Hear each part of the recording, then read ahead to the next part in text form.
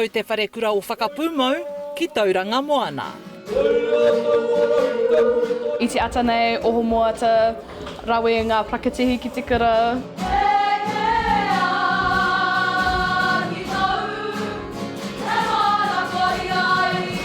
Tō māua tū whakamitunga, so me tika kia tuku i tō mātou koutou.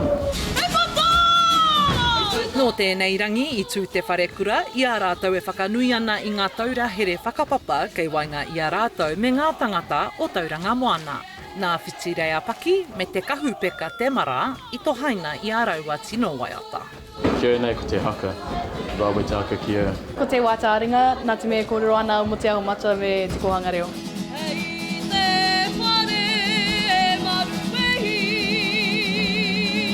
Ko tō mate hononga kia tauranga, ko pautini ko ngā kōrero whakapapa o pautini pareta waitaki.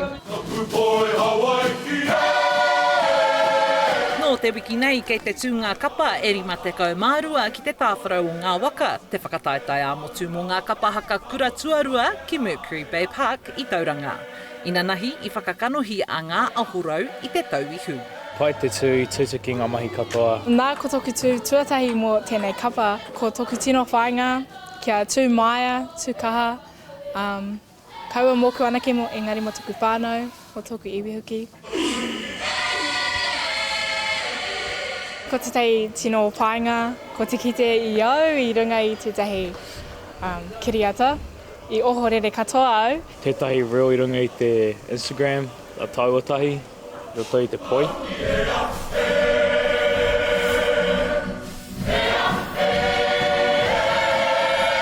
Ai ko e anga mahi, i rawe te sū.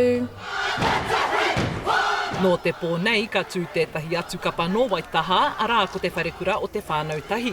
Hei a pōpō ka eke ngā kapa o te hautonga ki te whatārangi, arā ko he waka kōtuia me Te Wharekura o Aro Whenua. Hora kairangi Nicholas.